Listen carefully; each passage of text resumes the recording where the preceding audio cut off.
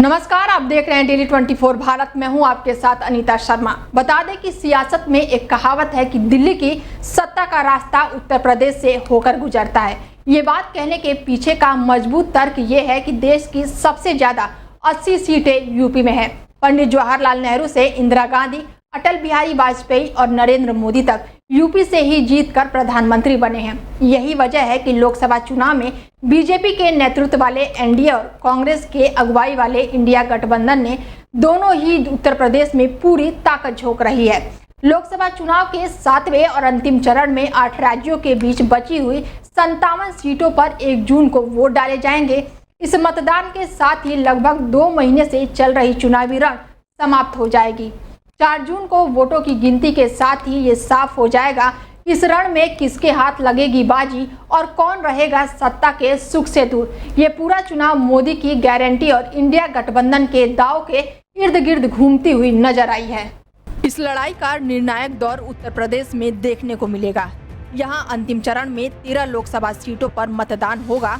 खास बात यह है कि इन 13 सीटों में वो सीट भी शामिल है जहाँ प्रधानमंत्री नरेंद्र मोदी और उत्तर प्रदेश के मुख्यमंत्री योगी आदित्यनाथ का वर्चस्व है। 1 जून को पीएम मोदी की सीट वाराणसी और योगी का गढ़ गोरखपुर में भी वोट डाले जाएंगे। इस बीच कार्यकर्ताओं में जोश भरने के लिए विरोधियों को हार की भविष्यवाणी भी डंके की चोट पर की जा रही है। गाजीपुर में अखिलेश यादव ने भी तेवर दिखाए और हर सभा में इसी तरह अपनी जीत का ऐलान किया।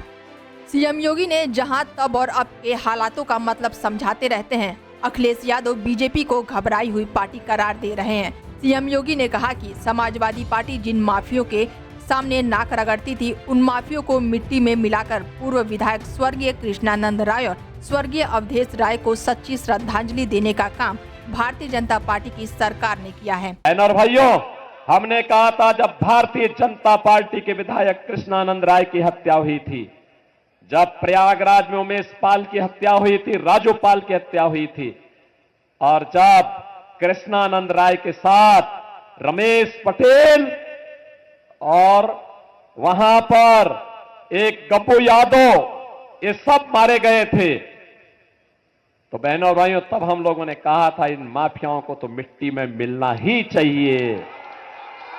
और बहनों और भाइयों, आज आप देख रहे होंगे समाजवादी पार्टी जिन माफियाओं के सामने नाक रगड़ती थी, आज उन माफियाओं को मिट्टी में मिला करके यहां पर शहीद हुए उन जवानों को, भारतीय जनता पार्टी के पूर्व विधायक कृष्णानंद राय को और स्वर्गीय अवधेश राय को भी श्रद्धांजलि देने का काम आज भारतीय जनता पार्टी की सरकार ने किया है।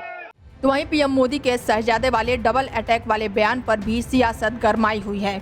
और ये शहजादे को, उनकी पार्टी को, उनकी उम्र से भी कम सीटें मिलने वाली हैं। पीएम मोदी के इस बयान पर अखिलेश यादव ने कहा कि इस बार हम दोनों शहजादे मिलकर शह और मात दोनों देंगे। ये लोग जो कहते हैं शहजादे शहजादे, सुन रहे होंगे आप लोग कई बार कांग्रेस पार्टी और हम लोगों को मिलकर के कह रहे हैं शहजादे। इस बार देखना, दोनों मिलकर के जो शहजादे ऐसी शह देंगे और जनता ऐसी मात देगी कि इनका पता नहीं लगेगा। इस बार शहजादे शह देने जा रहे हैं और जनता मात देने जा रही है। बता दें, गोरखपुर सीट मुख्यमंत्री योगी आदित्यनाथ की परंपरागत सीट है। यहां से 1989 से केसरिया लहरा रहा है। योगी आदित्यनाथ ने 1999 से 2014 तक लगातार 5 बार जीत हासिल की थी, लेकिन 2018 में हुए उपचुनाव में बीजेपी के इस गढ़ में सेंध लगाते हुए समाजवादी पार्टी के प्रवीण निषाद ने जीत हासिल की। 2019 में हुए लोकसभा चुनाव में बीजेपी की टिकट पर रवि किशन सांसद चुने गए थे। ऐसे तमाम देश दुनिया की खबरों के लिए देखते रहिए डेली 24 भारत। नमस्कार।